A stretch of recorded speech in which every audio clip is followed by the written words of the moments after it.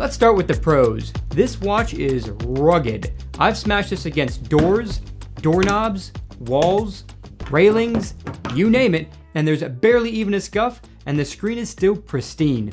That's thanks in part to the raised bezel all the way around and the sapphire glass covering the screen. And speaking of the screen, it is plenty visible while you're inside and visible enough in direct sunlight, but I could still go for maybe a 30 to 50% boost in brightness for those direct sunlight moments. The always on display, on the other hand, while more than bright enough for indoor use, as soon as you go outside on a bright day, you might as well just turn that feature off because it isn't even remotely visible. Besides being rugged, the watch has been incredibly comfortable to wear, especially with the magnetic D-buckle, which makes it really easy to put the watch on or take it off. The only issue with the D-buckle is that it doesn't allow you to charge your watch on a flat charging pad. But that's not an issue for me because I have this charging stand that I use with a charging puck. I'll leave a link to this stand in the description and pinned comment if you want to check it out. The software experience has been mostly great. The tiles to the right of the clock screen have been tremendously helpful. I get a ton of use out of the Smart Things tile, which allows me to control my desk lights and studio lights with a single tap. And the exercise tile makes it easy for me to quickly start my most common workouts instead of scrolling through over 100 workouts to find the one I want. However, one big issue with the tiles is that you can only have one instance of a tile. That means I can't have 2 or 3 SmartThings tiles to control more devices. I'm limited to just 4 of my favorite actions, and that's pretty disappointing.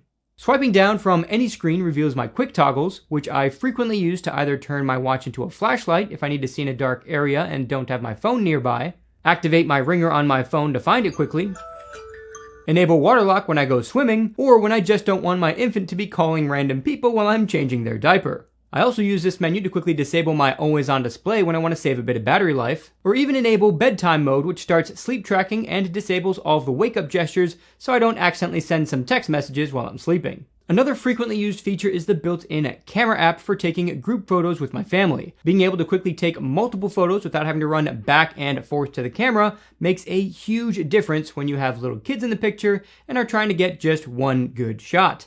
And if you know what I'm talking about, leave a fist emoji in the comments as a sign of solidarity. Photo struggles aside, the Watch 5 Pro also has automatic shortcuts that appear at the bottom of the watch face whenever you're playing music, working out, or have any other app active in the background. These have been super helpful for quickly getting back into that application with a single tap. And speaking of shortcuts, having the ability to use Google Assistant on the watch has been great for quick questions and setting reminders.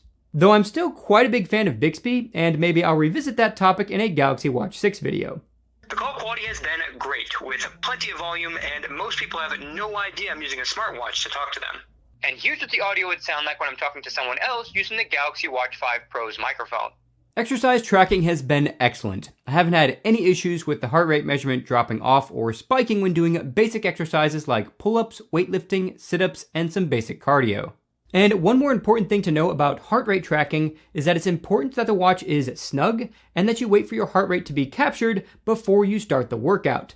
That'll make sure you maintain an accurate reading for the duration of the workout. And also make sure you enter your age, gender, height, and weight information accurately because that's how the watch determines calories burned and distance traveled.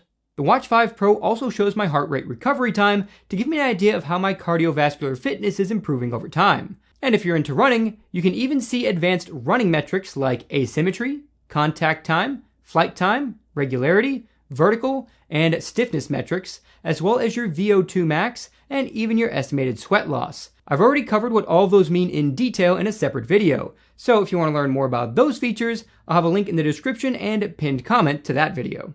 Something I was not able to test was the GPS tracking accuracy because I'm not a runner or cyclist, but I found an incredible in-depth sports-focused review from a guy named Des on his channel DesFit, and I'll link to his video in the description. If you guys love my deep dive feature reviews, Des does the same thing but with a fitness focus, so definitely check out his video if you want to learn more about the fitness features. Jumping back into the features I was able to test, the body composition measurements, while good to see, haven't been used too much by me since I'm not very consistent with my working out, and so the results are usually the same. That being said, the results do make sense for my body type. Stress level measurements have been hit or miss. Sometimes I'm feeling pretty stressed and it's showing that I'm perfectly relaxed. Other times I've been feeling perfectly fine and it shows that I'm super stressed. That said, when it does say that I'm stressed, If I watch the monitor and try to intentionally relax my mind and body, I can see the stress meter go down in real time, so maybe the watch knows something that I don't. In terms of design, I love the fact that there are tons of watch faces that make this look like a traditional watch. And while I personally prefer a thinner watch, as well as removing the gaps caused by the band style, that's forgivable because of the incredible battery life. I typically get 2 full days with the always-on display enabled, and about 3 days with the always-on display disabled, but I'll cover the battery life in much more detail in a minute. For now, I'd like to switch gears and talk about some of the negatives with this watch after using it for nearly a year. First, we need to talk about the elephant in the room, and that is the false advertising.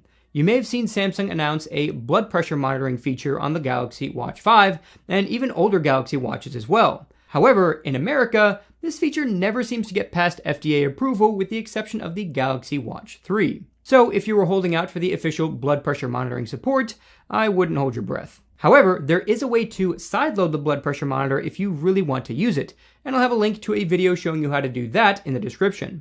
And now we get to the big issue, the reason why I switched back to my 46mm Galaxy Watch 4 Classic for a while. That issue can be summed up in one word: bezel. The Galaxy Watch 5 Pro did away with the rotating bezel, and having gotten used to that bezel with all of my previous Samsung smartwatches dating back to the Gear S2, losing it made a much bigger difference than I thought. Sure, you can swipe around the outer edge to scroll through your watch with the built-in digital bezel, but what about when you're swimming in a pool or a lake and want to swipe over to check a notification? Too bad, the digital bezel won't be able to help with that. Or what if it's winter and you have thick gloves on and need to quickly answer an important call? Sure, you can pull down your quick toggles and enable touch sensitivity to get some usability with gloves on, but it's still not nearly as easy as the mechanical bezel on the previous Galaxy watches. So finally, I'd had enough of the bezel-less world and I made the jump back to my trusty Galaxy Watch 4 Classic. But now there was a different big problem. I'd gotten so used to the consistent 2+ day battery life on the Galaxy Watch 5 Pro that I had found myself looking down at a dead Galaxy Watch 4 Classic before the end of the second day. This prompted me to do a deep dive battery comparison between the Galaxy Watch 5 Pro and the 46mm Watch 4 Classic, and here are my results. But first, keep in mind that this is after 1 year of 24/7 usage of the Galaxy Watch 5 Pro. I wear this to sleep, while exercising, and all throughout my day with most of the features enabled. So for the charge speed test, I used the charging pucks that each watch came with and plugged them into Samsung's fastest available charger for that plug style to make sure the watches were getting their max charge speeds. The Watch 5 Pro cruised to 50% in just under 30 minutes, at which point the Watch 4 Classic was just at 35%. This trend continued until the Watch 5 Pro got to almost 80%. Then the Watch 4 started to catch up, with both getting to 100% within 15 minutes of each other. So while they both have similar charge times to 100%, the Galaxy Watch 5 Pro's ability to get to 50% in just 30 minutes is more than sufficient to get you a whole extra day of battery life versus maybe half a day with 30 minutes of charging on the Galaxy Watch 4. And in case you're wondering, I did try to charge the Watch 4 Classic with the Watch 5 Pro's faster charging puck, but there was no difference in charge speed, and that's because the charge speed is limited by the watch.